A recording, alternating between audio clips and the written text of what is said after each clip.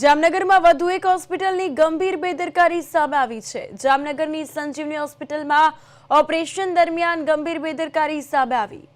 મહિલા દર્દીના ઓપરેશન બાદ ઇન્ફેક્શન થઈ ગયું। ઓપરેશન બાદ મહિલા દર્દી ખૂબ જ પરેશાન થયા અને અમદાવાદ સારવાર અર્થે જવું પડ્યું હોવાનું સામે આવ્યું છે। તો હોસ્પિટલની બેદરકારીના કારણે દર્દીના સગાને 25 લાખનો ખર્ચ થયો છે।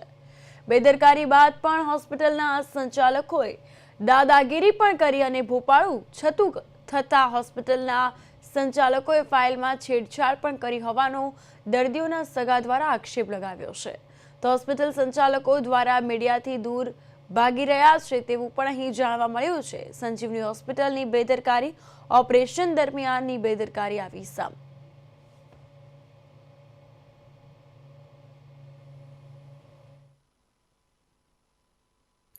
મારા ઘરનાઓને 27/9 સંજીવની હોસ્પિટલ જામનગર લાલપુર રોડ ઉપર આવેલી ત્યાં કોથળીનું ઓપરેશન કરાવેલ છે।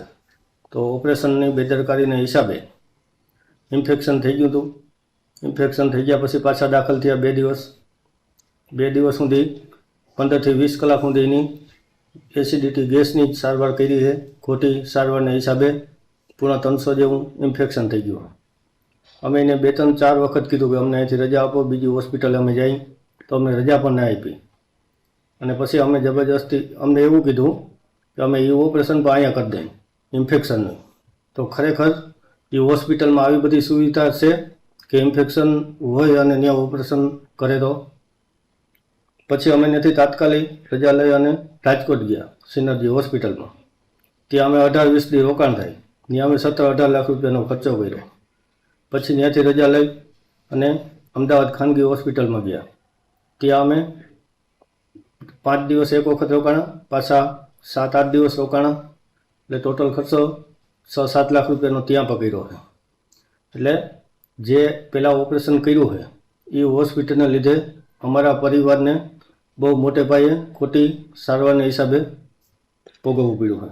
અમારી માંગ એવી છે સરકારશ્રીને કે આ હોસ્પિટલમાં જે છે મોનિકા ડોંગા, એનું લાયસન્સ રદ થવું જોઈએ અને હોસ્પિટલ સીલ થવી જોઈએ।